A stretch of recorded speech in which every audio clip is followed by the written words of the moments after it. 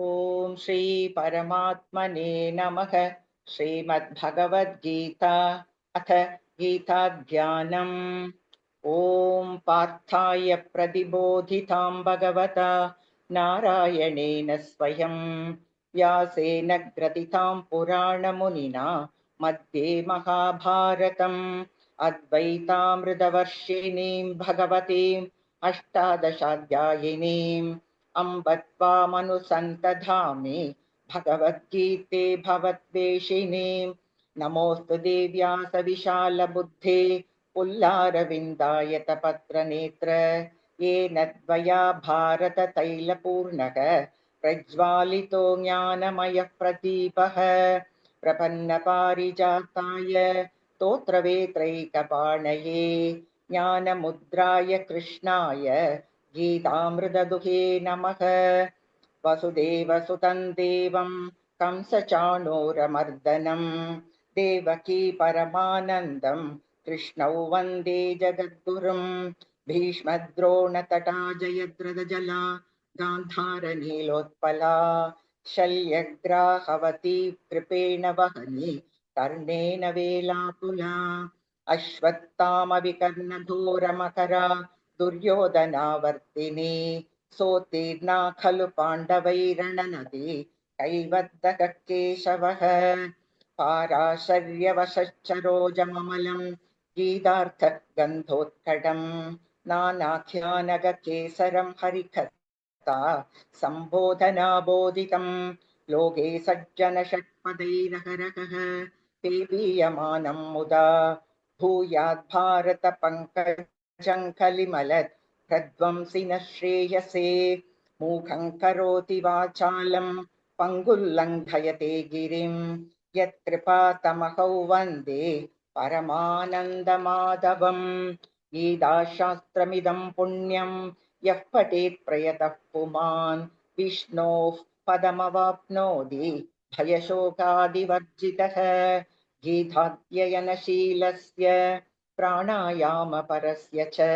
नैव सन्ति हि पापानि पूर्वजन्मकृतानि च मलनिर्मोचनं पुंसां जलस्नानं दिने दिने सकृद्गीताम्भसि स्नानं संसारमलनाशनम्। गीतासु गीता कर्तव्या किमन्यैः शास्त्रविस्तरैः या स्वयं पद्मनाभस्य मुखपद्मात् विनिसृता भारतामृतसर्वस्वं विष्णोर्वक्त्रात् विनिसृतम्। गीता गङ्गोदकं पीत्वा पुनर्जन्म न विद्यते सर्वोपनिषदो गावः दोग्धा गोपालनन्दनः पार्थो वक्सः सुधिर्भोक्ता दुग्धं गीतामृतं महत् एकं शास्त्रं देवकी पुत्रगीतम् एको देवो देवकी पुत्र एव एको मन्त्रस्तस्य नामानि यानि कर्माप्येकं तस्य देवस्य सेवा शान्ताकारं भुजगशयनं पद्मनाभं सुरेशं विश्वाधारं गगनसदृशं मेघवर्णं शुभाङ्गं लक्ष्मीकान्तं कमलनयनयोगिभृद्यानगम्यं वन्दे विष्णुं भवभयहरं सर्वलोकैकनाथं यं ब्रह्मा वरुणेन्द्ररुद्रमरुतः स्तुन्वन्ति दिव्यैस्तवैः वेदैः साङ्गपदक्रमोपनिषदैः गायन्ति यं सामगाः ध्यानावस्थिततद्गदेन मनसा पश्यन्ति यै योगिनः यस्यान्तन्न विदुःसुरासुरगणाः देवाय तस्मै नमः। इति गीताध्यानं सम्पूर्णम्। अथ शतमोऽध्यायः। अर्जुनविषादयोगः। धृतराष्ट्र उवाच धर्मक्षेत्रे कुरुक्षेत्रे समवेदायुयोत्सवः मामकाः पाण्डवाश्चैव किमकुर्वद सञ्जय। सञ्जय उवाच दृष्ट्वा तु पाण्डवानीकं व्यूढं दुर्योधनस्तथा आचार्यमुपसङ्गम्य राजा वचनमब्रवीत् पश्यैतां पाण्डुपुत्राणाम् आचार्यमहतीं च मूं व्यूढान् द्रुपदपुत्रेण तव शिष्येन धीमता अत्र शूरा महेश्वासाः भीमार्जुनसमायुधि युयुतानो विराटश्च त्रिपदश्च महारथः दृष्टकेतुश्चेकितानः काशीराजस्य वीर्यवान् पुरुजित् कुन्तिभोजश्च सैभ्यश्च नरपुङ्गवः युधामन्युश्च विक्रान्तः उत्तमौजाश्च वीर्यवान् सौभद्रो द्रौपदेयाश्च सर्व एव महारथाः अस्माकं तु विशिष्टाये तानि बोधद्विजोत्तमा नायका मम सैन्यस्य संज्ञार्थं तान् ब्रवीमि ते भवान् भीष्मश्च कर्णश्च कृपश्च समितिञ्च अश्वत्थामा विकर्णश्च सौमदत्तिस्तथैव च अन्ये च बहवः शूराः मदत्ते त्यक्तजीविताः नानाशस्त्रप्रहरणाः सर्वे युद्धविशारदाः अपर्याप्तं ततस्माकं बलं भीष्माभिरक्षितं पर्याप्तं विदमे देशां बलं भीमाभिरक्षितम् अयनेषु च सर्वेषु यथा भागमवस्थिताः भीष्ममेवाभिरक्षन्तु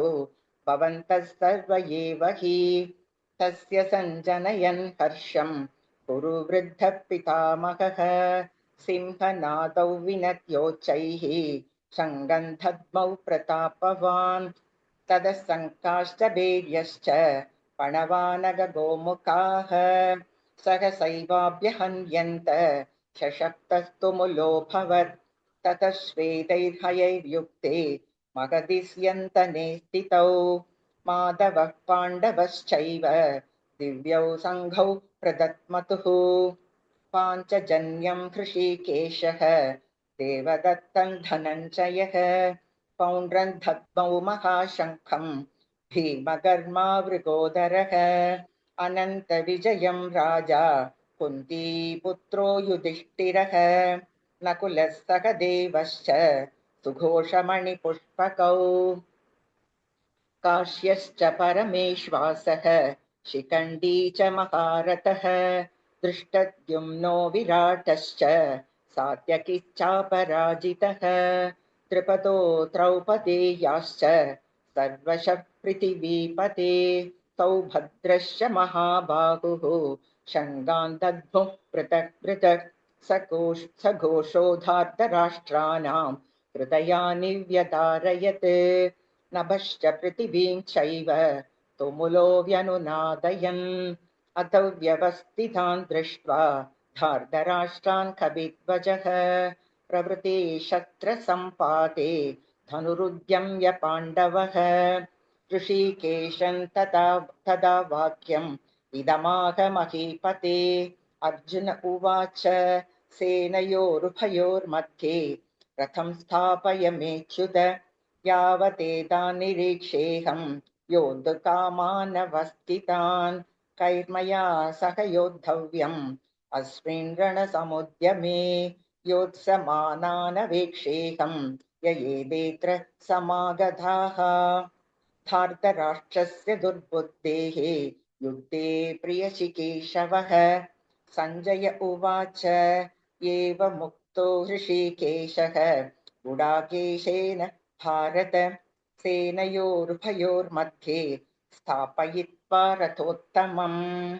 भीष्मद्रोणप्रमुखतः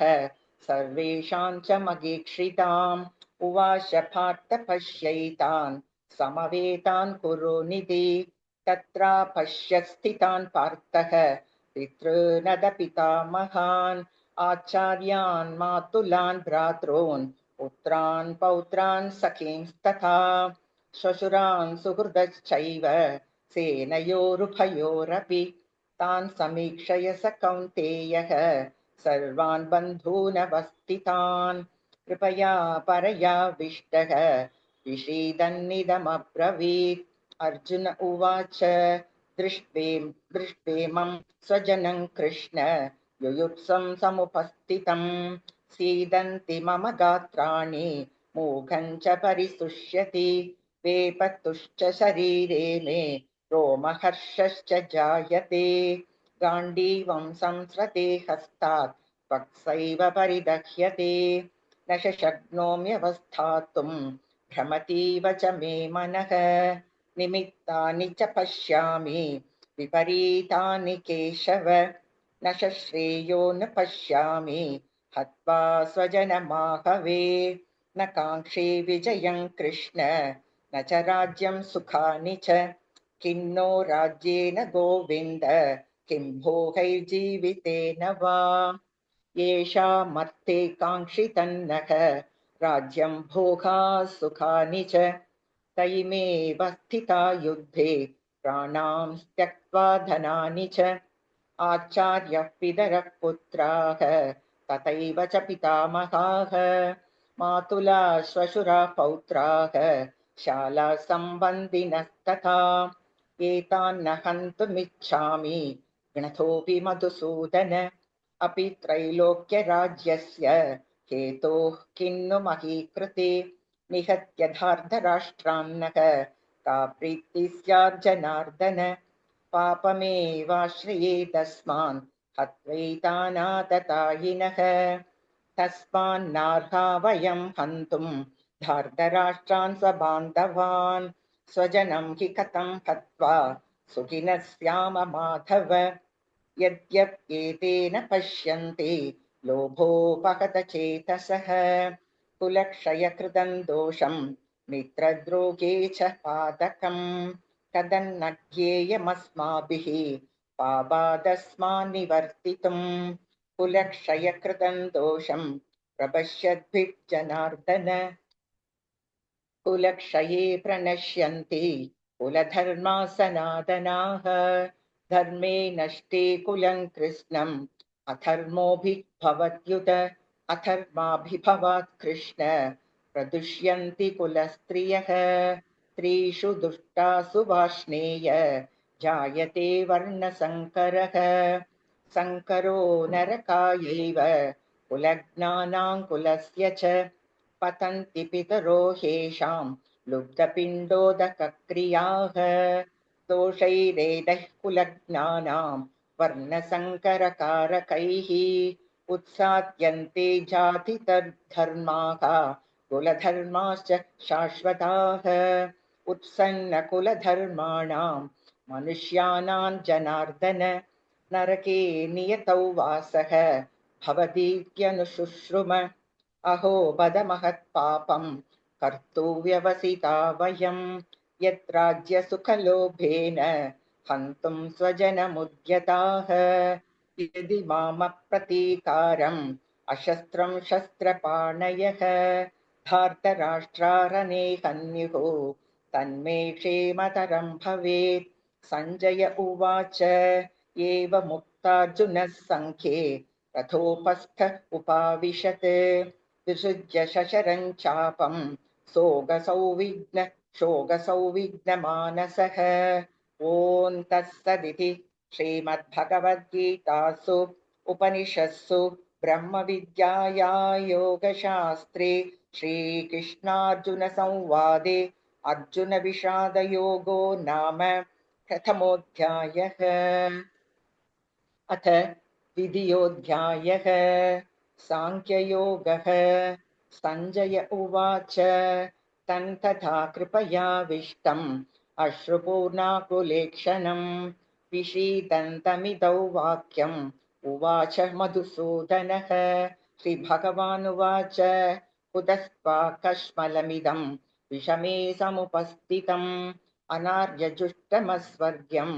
अकीर्तिकरमर्जुन क्लैब्यं मास्मघमः पार्थ नैदत्त्वय्युपपद्यते श्रोत्रं हृदयदौर्बल्यं त्यक्त्वोत्तिष्ठ परन्तप। अर्जुन उवाच कथं भीष्ममहं सङ्ख्ये द्रोणं च मधुसूदन इषुभिप्रतियोत्स्यामि पूजार्हावरिसूदन गुरून् हत्वा हि महानुभावान् श्रेयो भोक्तुं भैक्षमपीह लोके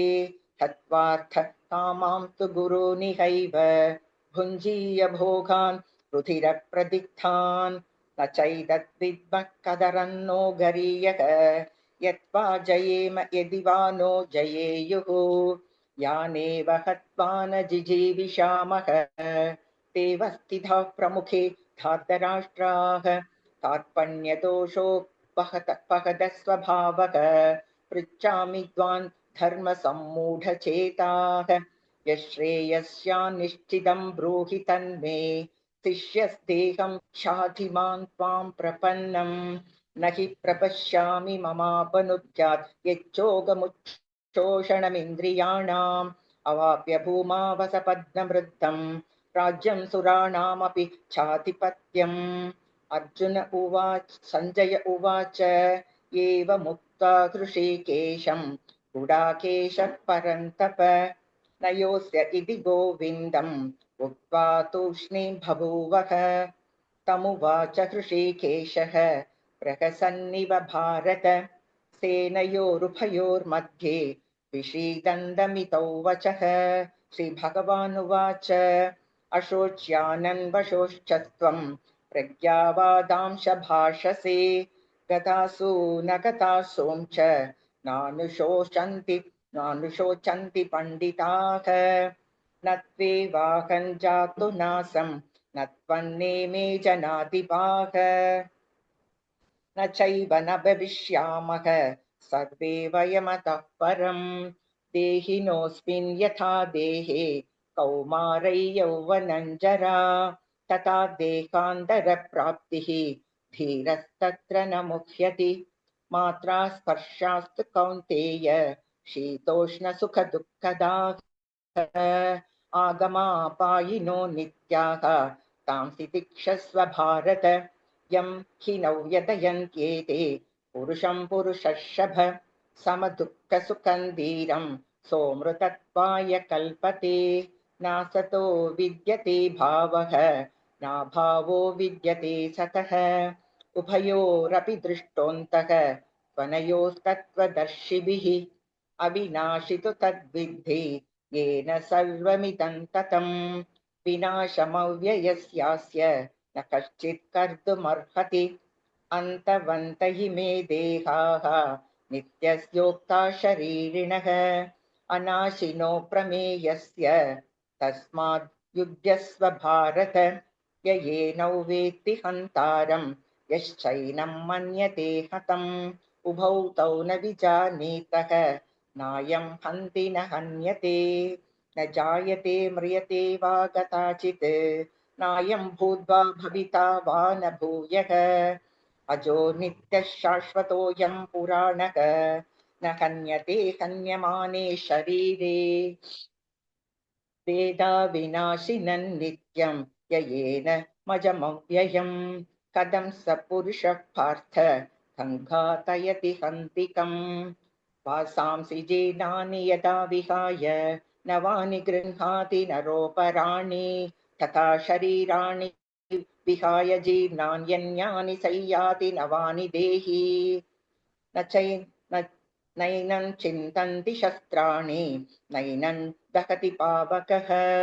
न चैनं क्लेदयन्त्यापः न शोषयति मारुतः अच्छेद्यो यमताह्योऽयम् अक्लेद्यो शोषयेव च नित्यः सर्वगतस्थाणुः अचलोऽयं सनातनः अव्यक्तोऽयमचिन्त्योऽयम् अविकार्योऽयमुच्यते तस्माद्देवौ विदित्वैनं नानुशोचितुमर्हसि अतच्चैनं नित्यजातं नित्यौ वा मन्यसे मृतं तथापि त्वं महाबाहो नैवं शोचितुमर्हसि जातस्य हि ध्रुवो मृत्युः ध्रुवं जन्म मृतस्य च तस्मादपरिहार्येत्थे न त्वं शोचितुमर्हसि अव्यक्तादीनि भूतानि व्यक्तमध्यानि भारत अव्यक्तनिधनान्येव तत्र का परिदेवना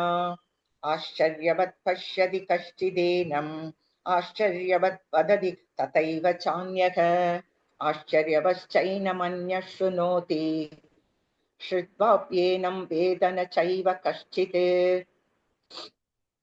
देहि नित्यमवध्योऽयं देहे सर्वस्य भारत तस्मात् सर्वाणि भूतानि न त्वं शोचितुमर्हसि स्वधर्ममपि सावेक्ष्य न विकम्पितुमर्हसि धर्म्यार्थि युद्धात् श्रेयोऽन्यत्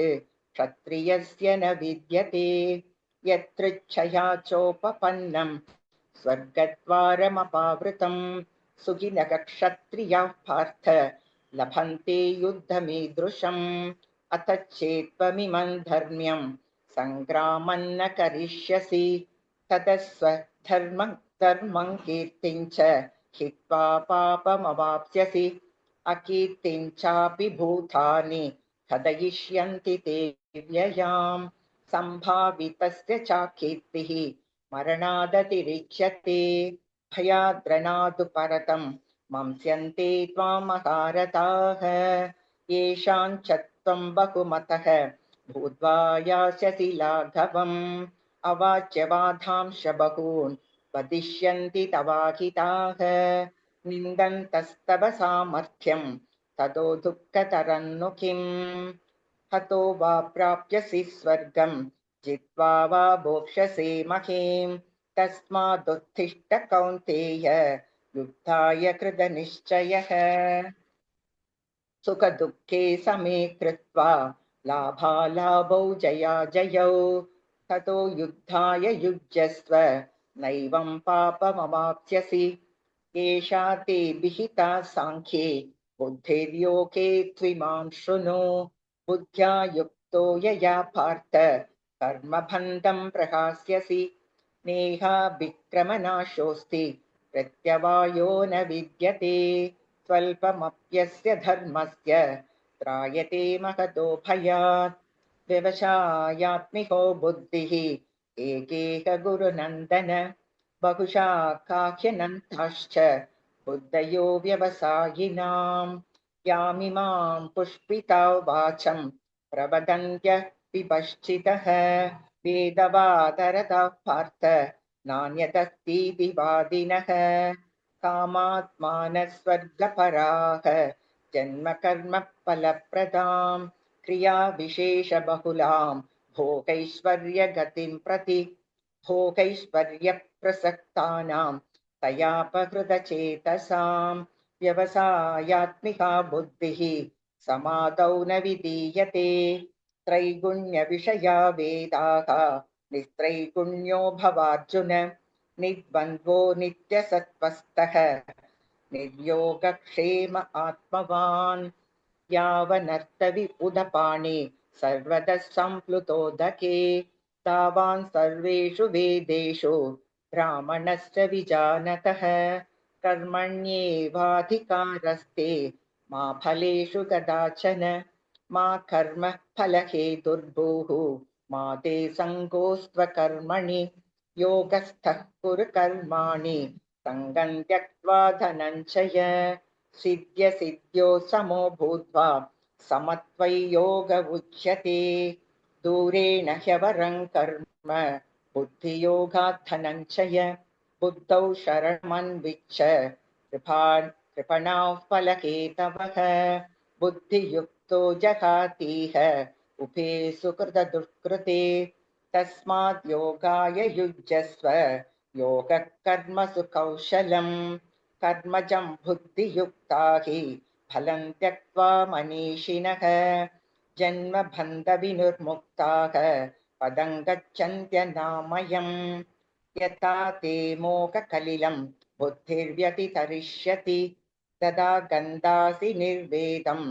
श्रोतव्यस्य श्रुतस्य च श्रुतिविप्रतिपन्ना ते यदा स्थास्यति निश्चला समाधावचना वचला बुद्धिः तथा योगमवाप्स्यसि अर्जुन उवाच स्थितप्रज्ञस्य का भाषा समाधिस्तस्य केशव स्थिततिः किं प्रभाषेत किमासीत व्रचेत किम् श्रीभगवानुवाच प्रजहाति यदा कामान् सर्वान् पार्थमनोगतान् आत्मन्येवात्मना तुष्टः स्थितप्रज्ञस्तः दोच्यते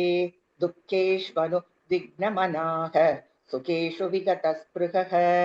वीतरागभयक्रोधः स्थितधीर्मुनिरुच्यते यत् सर्वत्रानभिस्नेहः तत्तत्प्राप्य शुभाशुभम् नाभिनन्दति न द्वेष्टि तस्य प्रज्ञा प्रतिष्ठिता यदसंहरते चायं कूर्मोऽङ्गानीव सर्वशः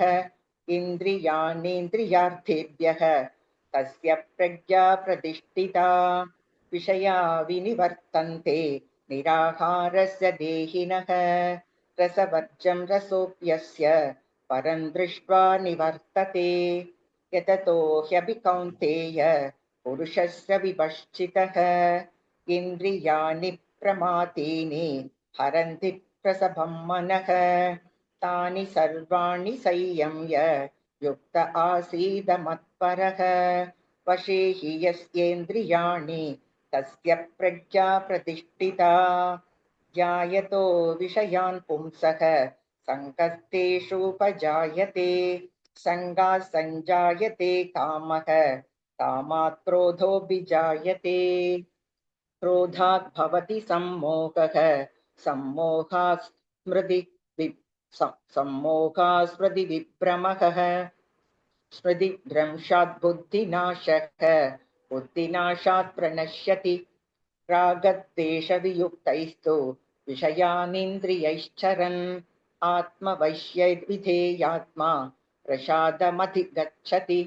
प्रसादे सर्वदुःखानां हानिरस्योपजायते प्रसन्नचेतसो ह्याशु बुद्धिः पर्यवतिष्ठते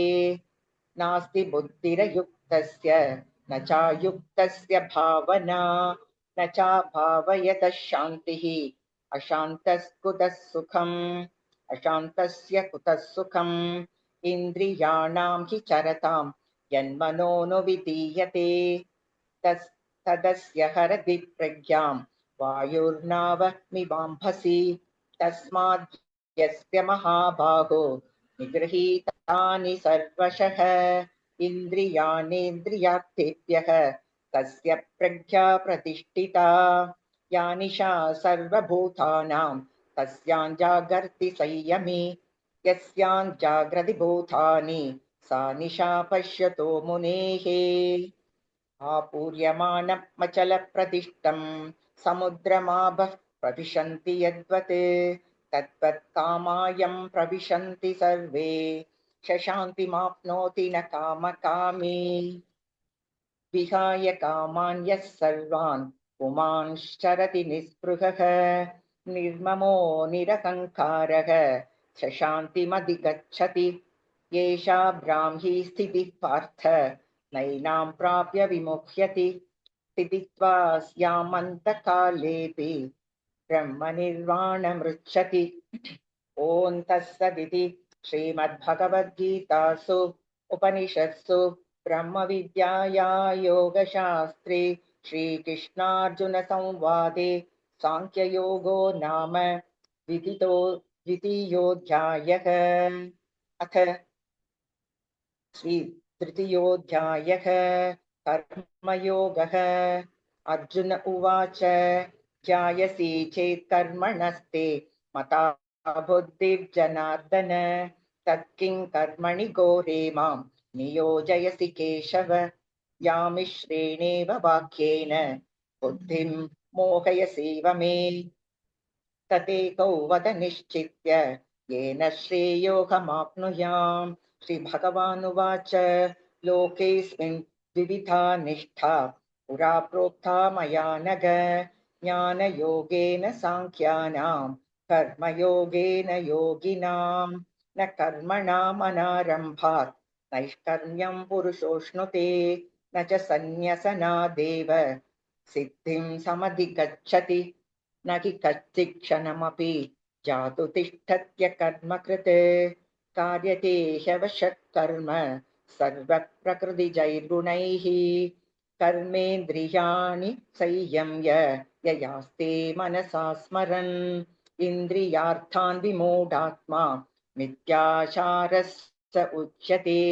यस्त्विन्द्रियाणि मनसा नियम्यारपतेऽर्जुन कर्मेन्द्रियैः कर्मयोगम् असक्तस्व विशिष्यते नियतं कुरु कर्म त्वं कर्म ज्यायो ह्यकर्मणः शरीरयात्रापि च ते न प्रसिद्ध्येत कर्मणः यज्ञार्थात् कर्मणोऽन्यत्र लोकोऽयं कर्म बन्धनः तदर्थं कर्म कौन्तेय मुक्तसङ्गः समाचर सह यज्ञा प्रजा सृष्ट्वा प्रोवाच प्रजापतिः अनेन प्रसविष्यद्वम् एषवोत्विष्टकामधक् देवान् भावयतानेन ते देवा भावयन्तु वः परस्परं भावयन्तः श्रेयः परमवाप्स्यथ इष्टान् भोगान् हि वो देवाः दास्यन्ते यज्ञभाविताः तैर्दत्तानप्रदायैभ्यः यो भुङ्क्तेस्तेन एव स यज्ञशिष्टासिनः सन्तः मुच्यन्ते सर्वकिल्बिषैः भुञ्जते ते त्वकं पापाः ये पचन्त्यात्मकारणात् अन्नाद्भवन्ति भूतानि पर्जन्यादन्नसम्भवः यज्ञाद्भवति पर्जन्यः यज्ञः कर्मसमुद्भवः कर्म ब्रह्मोद्भवौ विद्धि ब्रह्माक्षरसमुद्भवम् तस्मात् सर्वगतं ब्रह्म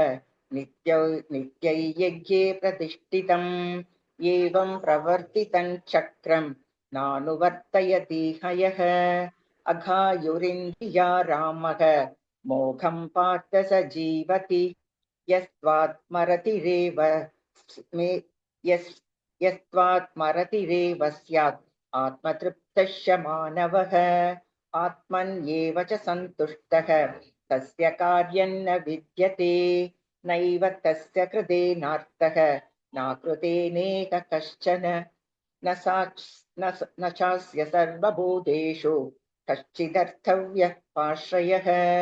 तस्मादसक्तः सततं कार्यं कर्म समाचर असक्तो ह्याचरन् कर्म परमाप्नोति पूरुषः कर्मणैव हि संसिद्धिम् आस्थिता जनकादयः लोकसङ्ग्रहमेवापि सम्पश्यन् कर्तुमर्हसि यद्यदाचरति श्रेष्ठः तत्तदेवेतरो जनः स यत्प्रमाणं कुरुते लोकस्तदनुवर्तते न मे पार्थास्ति कर्तव्यं त्रिषु लोकेषु किञ्चन नानवाप्तमवाप्तव्यं वर्त एव च कर्मणि यदि ह्यहं न वर्तेयं जातु कर्मण्यतन्त्रितः मम वर्त्मानुवर्तन्ते मनुष्याः पार्थ सर्वशः उत्सीदेयुरिमे लोकाः कुर्यान् न कुर्यान् कर्म चेतकम् शङ्करस्य च कर्ता स्याम् उपहन्यामि मा प्रजाः सक्ता कर्मण्य विद्वांसः यथा कुर्वन्ति भारत कुर्यात् विद्वांस्तथा सक्तः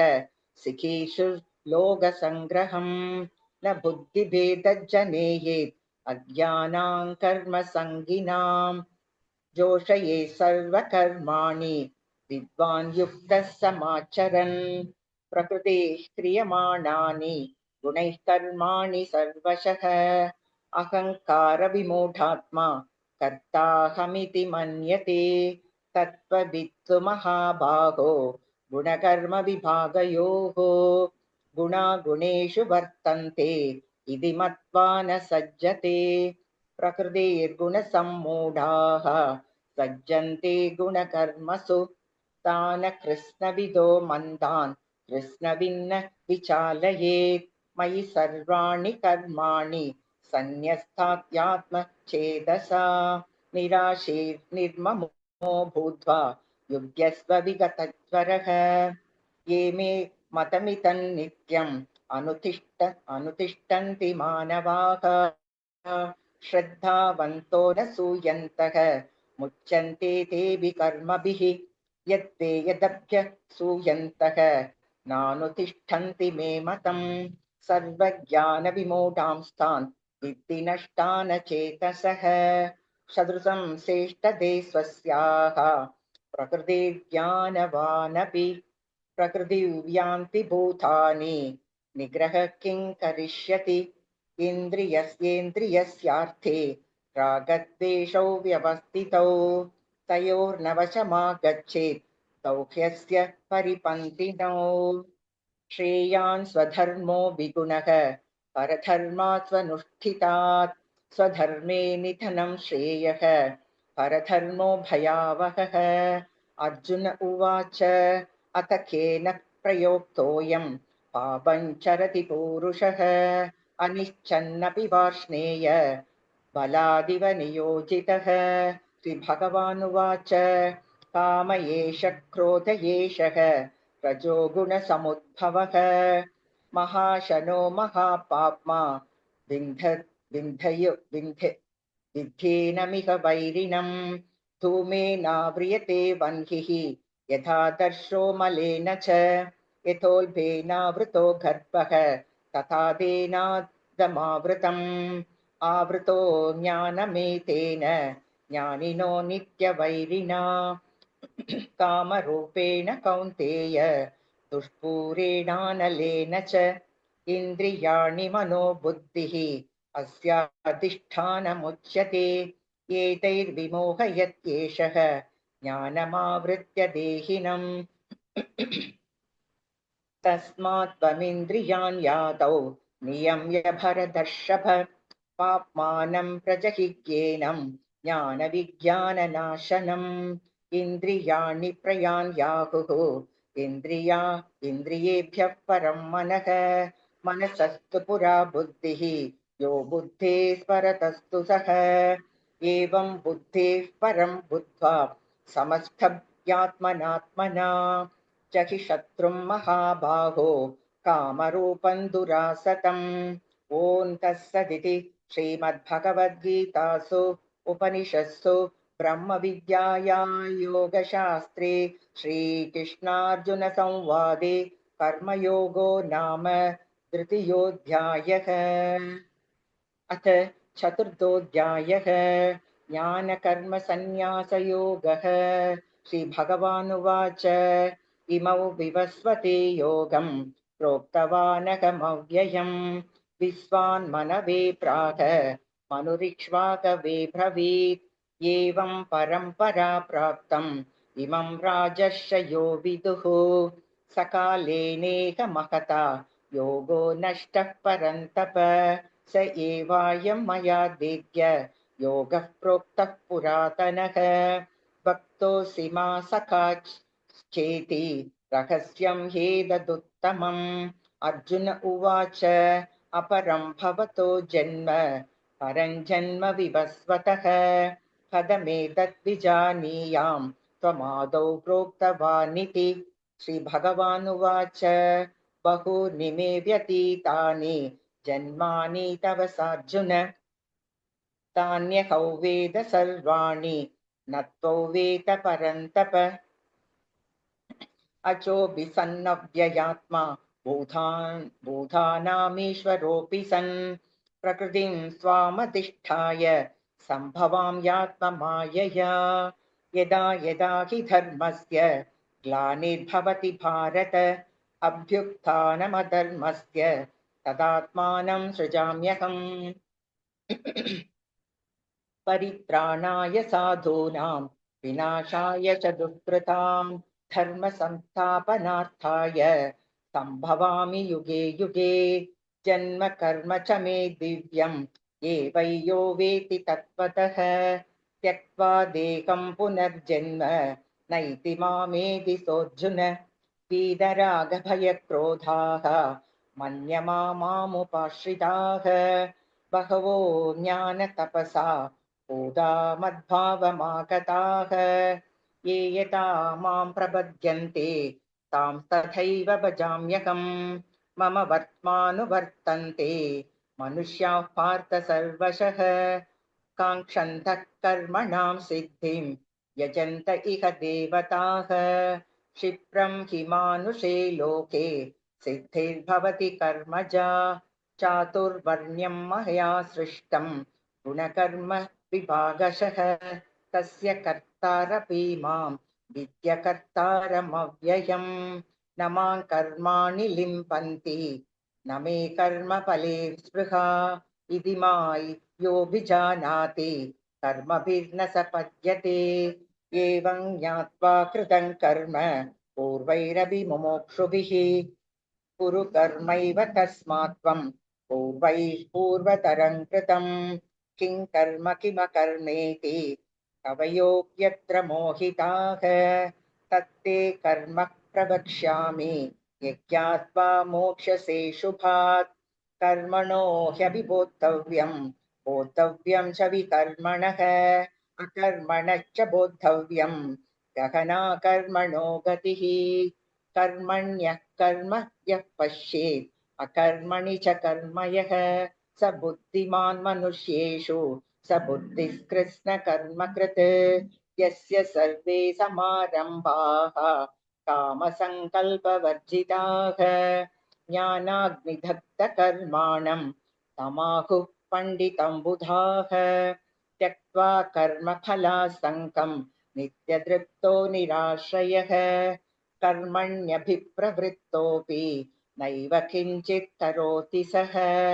निराशीर्यत चित्तात्मा त्यक्त सर्वपरिग्रहः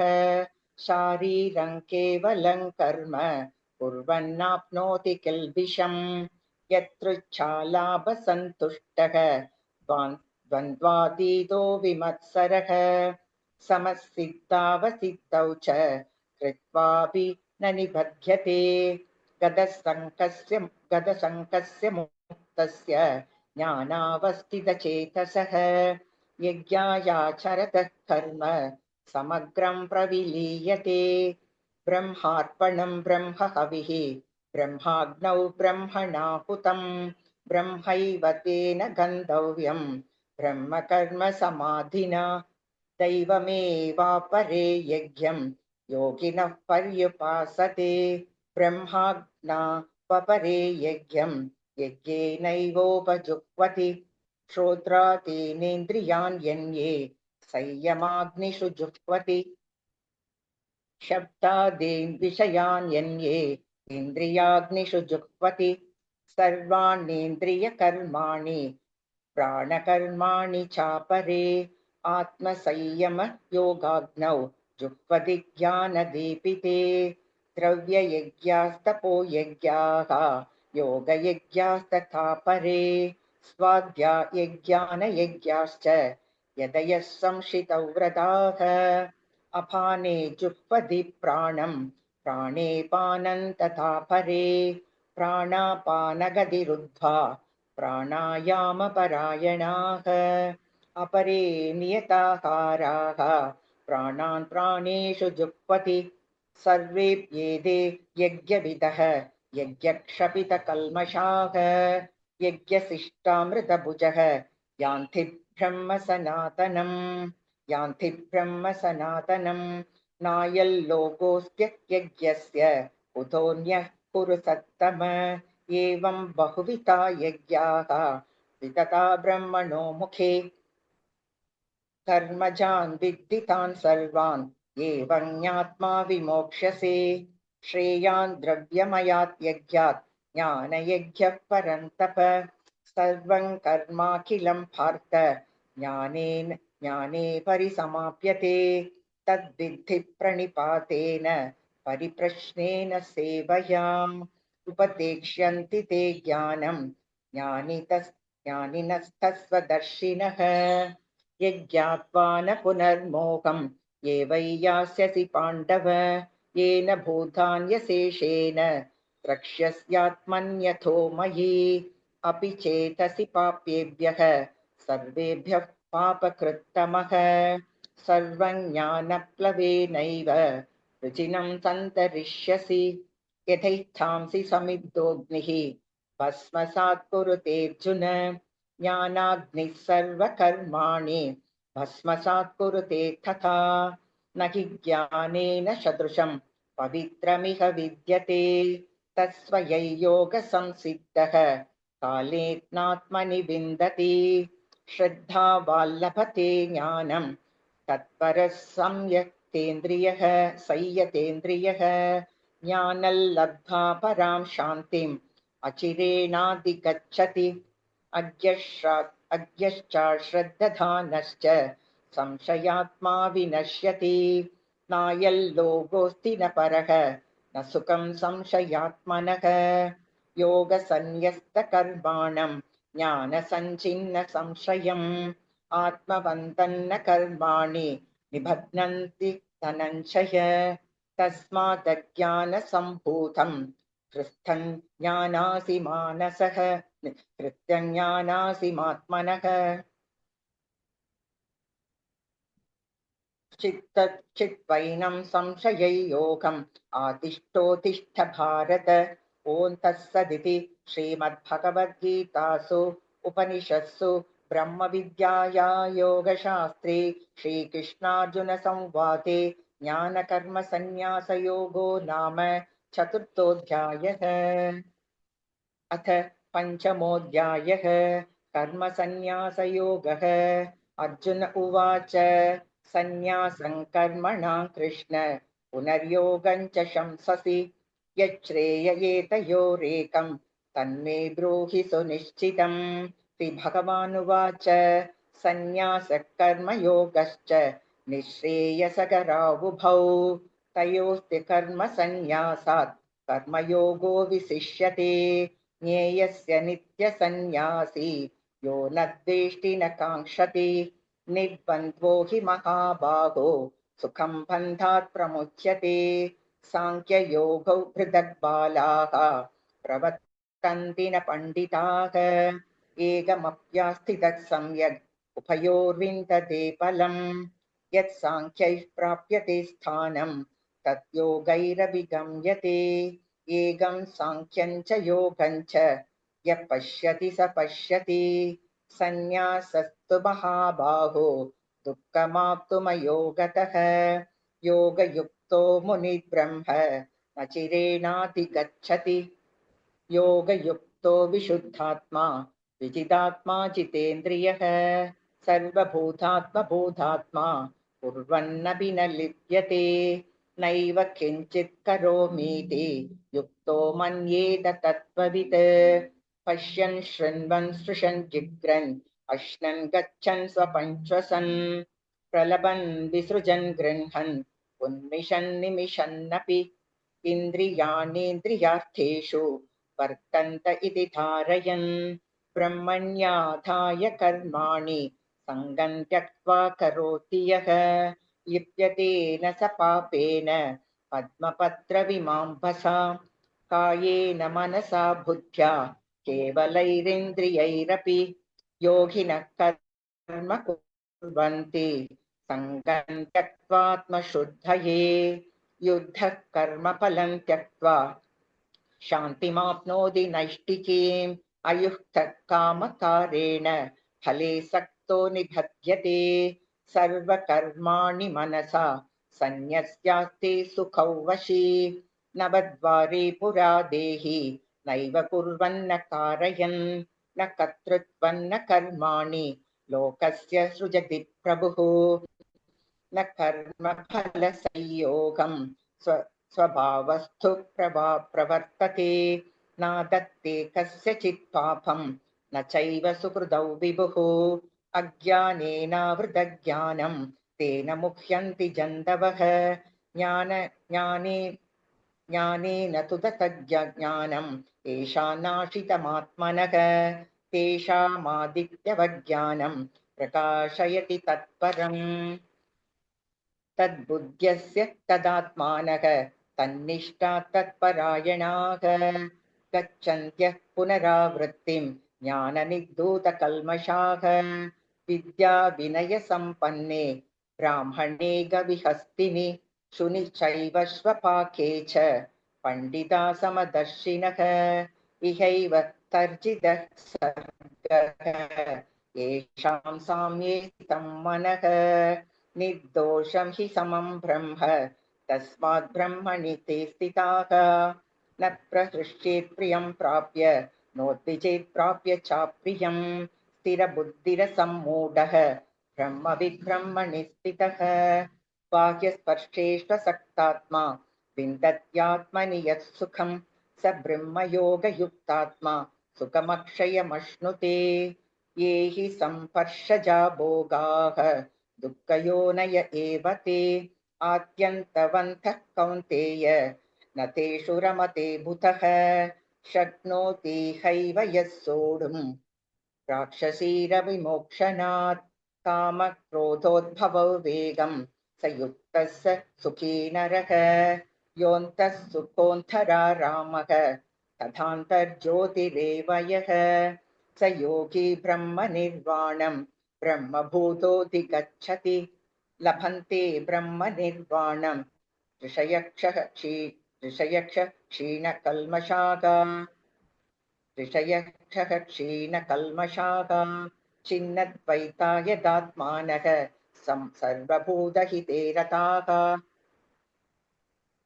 कर्म क्रोधवियुक्तानां यतीनायतचेतसाम् अपितो ब्रह्मनिर्वाणं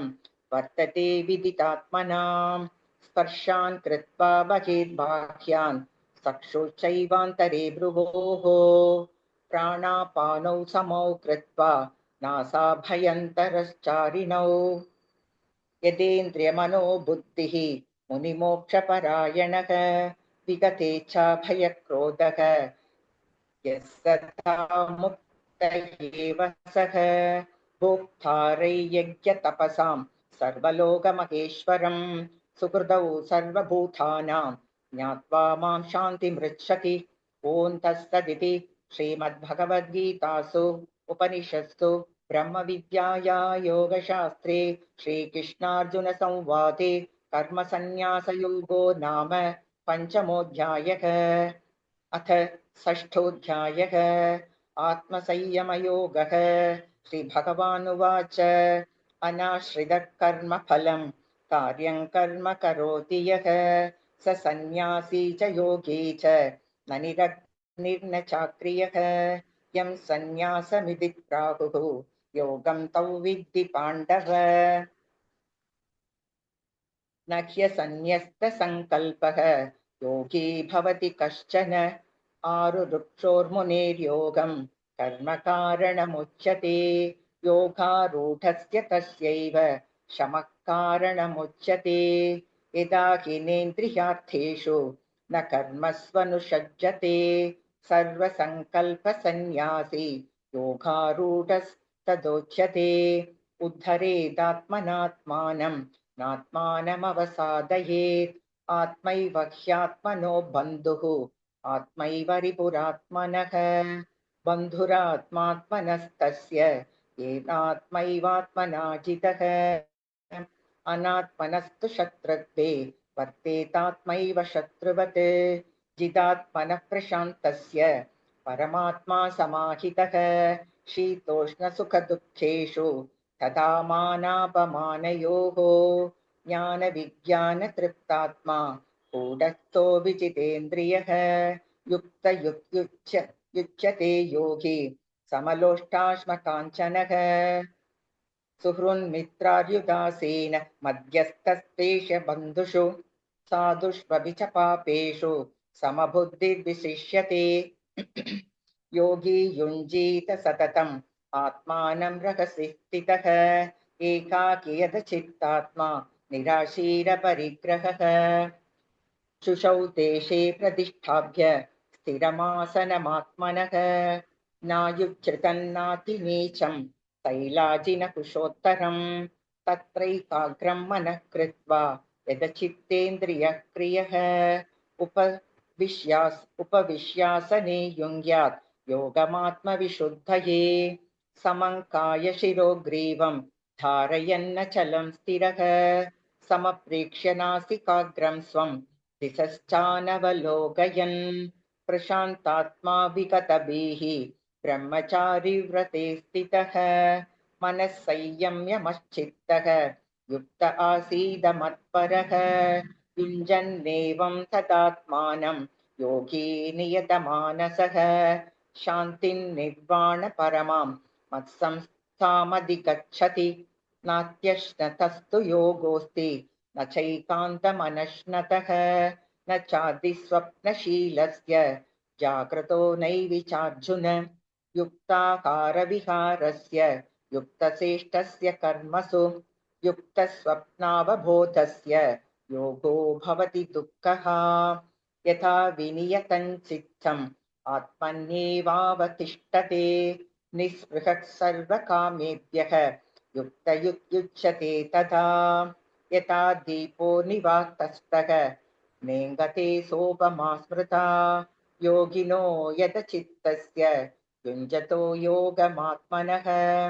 यत्रो परमते चित्तं निरुद्धै योगसेवया चैवात्मनात्मानं पश्यन्नात्मनि तुष्यति सुखमात्यन्तिकै यत्तत् बुद्धिग्राह्यमतेन्द्रियं वेत्ति यत्र न चैवायं स्थितश्चलति तत्त्वतः यल्लब्ध्वा चापरल्लाभं मन्यते नातिकन्ततः यस्मिन् स्थितो न दुःखेन पूर्णाभिविचाल्यते तौ विद्यात् दुःखसंयोगवियोगयोगसंहितं स निश्चयेन योक्तव्यः योगो निर्विण्णचेतसा सङ्कल्पप्रभवान् कामान् त्यक्त्वा सर्वाणशेषतः मनस्सैवेन्द्रियग्रामं विनियम्य समन्ततः